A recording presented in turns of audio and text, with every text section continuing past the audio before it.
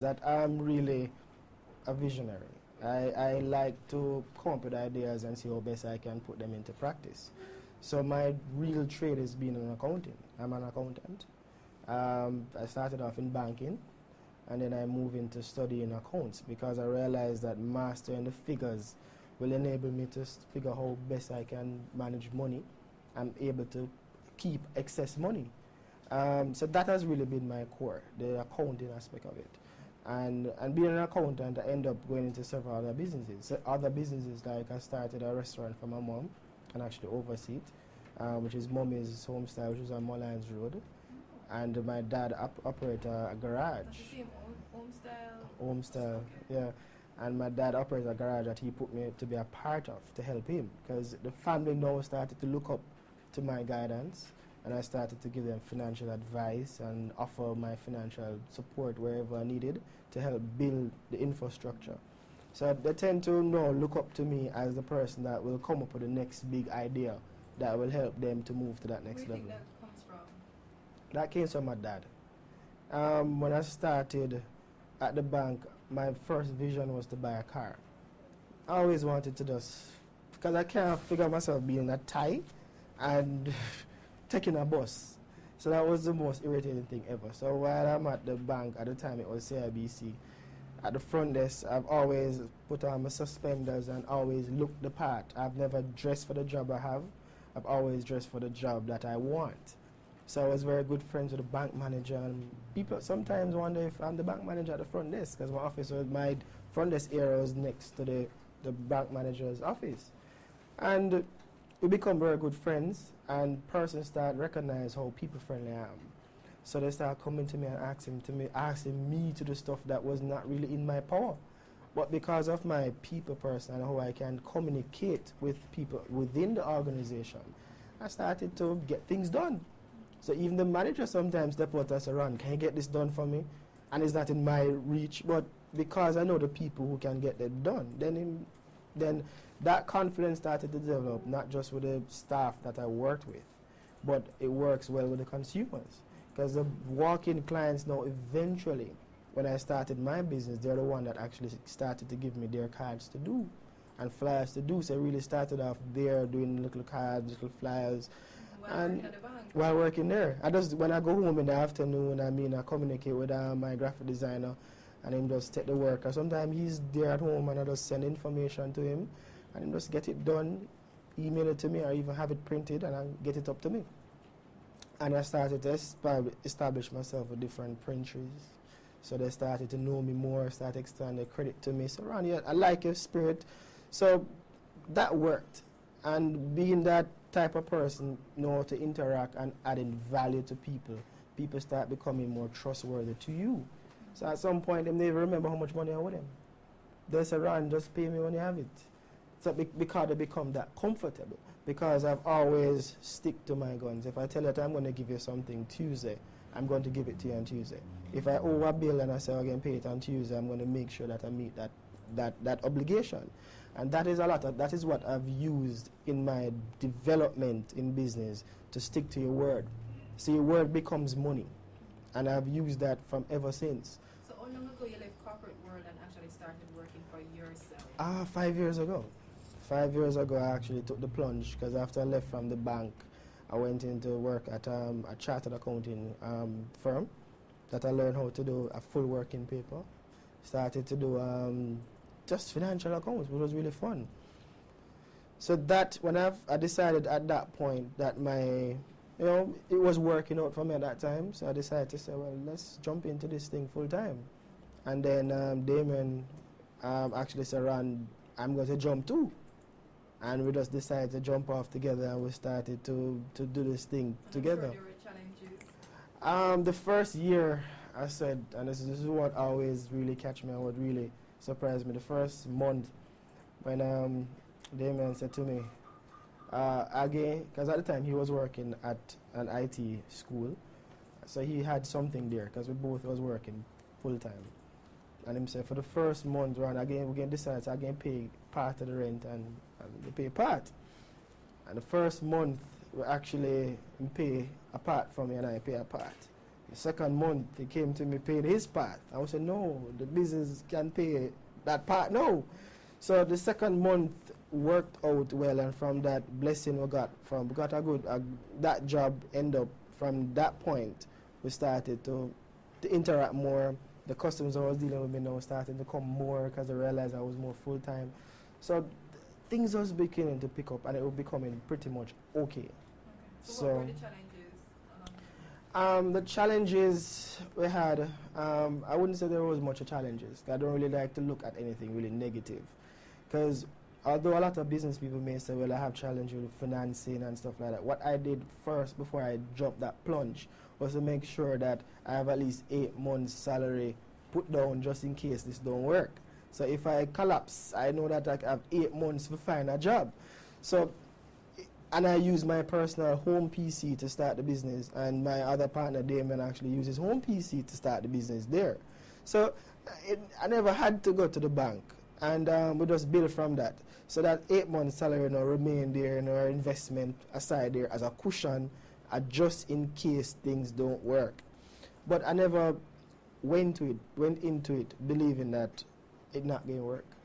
I went in it because I was a people person. I know how to socialize, and there's an art to networking. Because if you know how to speak to people and add value to people, then life becomes very sweet. Yeah. What do you think would be the business biggest accomplishment? Our biggest accomplishment to date is finally realizing the dream of what Virtual Mall really is. That has been one of my biggest one, and Virtual Mall has actually put us on the map in Jamaica, and Virtual Mall actually brought you here. I mean, the attention that little product brought to us gave us a lot of media, and and because of that, a lot of people start seeing,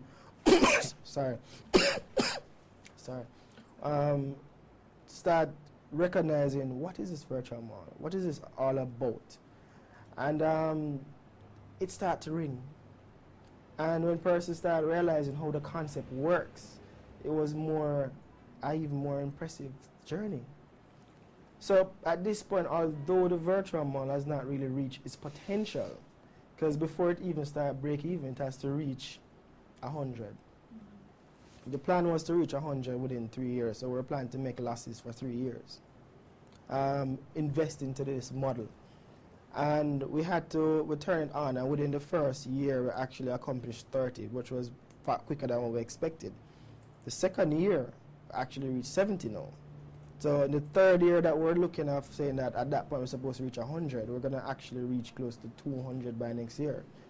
So while the business is, 4 or 5 years old, yeah, Virtual Mall is just 2 years old. 2 years old? Yeah. So within 24 months we have accumulated 70 merchants having trust in the model. Okay. Why would you encourage merchants to be a part of Virtual Mall Jamaica, and what does the company do to get merchants to be a part of Virtual Mall? The challenge is recognizing using technology in their business. Right now, we have persons that actually hear about us and want to take their business to that next level. And we have a few persons that work full-time that want to start a business. And they find us, and they come on board. We do a lot of social marketing, email marketing, and we actually write letters to companies inviting them to come on board. So those are the strategies we're using for now. With our Christmas Grand Market that we're putting on come December 5th, Sunday December 5th, that's in approximately 14 days from now, we're going to have a few of our merchants actually setting up shops within Chinese Bell Event Association. We're going to actually build a house. Right, and we're going to have different rooms where you can shop, and the person is going to be laying out the products, and you can come there and meet the merchants. Come there and see who you're buying from. Come there and get discounts on the actual products there. So this project that we're working on now, with the market share that we're expecting to get from this event, then next year now a lot of businesses now will look now to say, wow, this idea works. This is very cool, and they were looking a lot more businesses next year.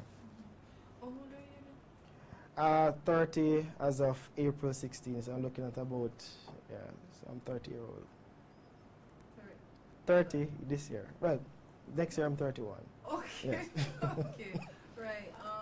Why would you encourage other young persons, like you, to get into business, and what would be your pointers to them? Well, you have to know what you're getting in business for. If you're getting it in business for money, that's the worst thing you can get into business for, the money. I mean, you get in business to become wealthy. But the first thing is to get into business is to add value to people. By being the best in your field and adding value to people, people become to trust you. And when people can trust you, they can recommend other people to you.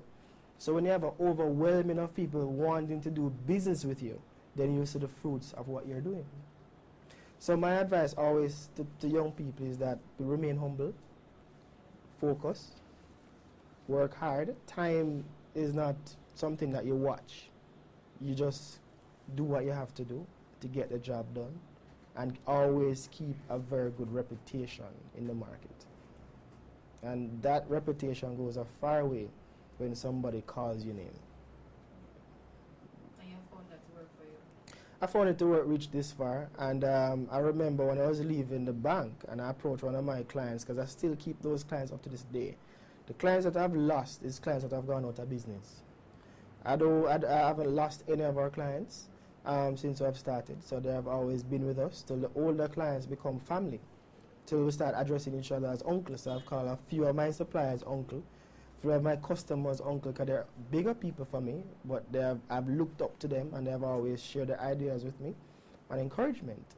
So a lot of mentorship is very, very important, because I could have made a lot of mistakes in business, but before I've made any decision, I run it by if it's a difficult decision, I run it by 3 or 4 different suppliers or people that has been in business for years. If it's a simple idea, I need to make a quick decision, I may just make a phone call to somebody who I really respect a lot, and them just say, Ron, you can go that, and then at the end of the day, I make my own decision. But at least I hear myself putting out the problem, and listen to what the situation is, and hearing the feedbacks from him, and I'm able to make a proper decision. So I don't get into business to make a mistake. Whatever mistake I do make is more of a learning process. So at the end of the day, I really pay to learn what happened. So I've always looked at it that way, and I've never actually entered in any project that actually went down. It maybe wasn't a time at that point, but it didn't die. It actually just remained at a point that when that right time comes, it fly again. All right, so closing sentence now. Sell Virtual Mall Jamaica for me. Sell it. Virtual Mall Jamaica is one of the it's an online environment that both merchants can become a part of it. They get their own e-store, own domain name. They're able to upload an entire inventory, manage your costing, manage your shipping, manage your payment. It's a turnkey solution. So all you need to do is come in, sign up on VirtualMallJamaica.com, enter the information, or a customer service rep will contact them. We'll come in and we'll discuss how it works. For consumers who want to shop in a convenient environment, Virtual Mall Jamaica is the place where there's hassle-free shopping, compare prices from different merchants, and have your product delivered to your doorstep. Your time is valuable, so make the right choice. Shop Virtual Mall Jamaica. Thanks. You're welcome.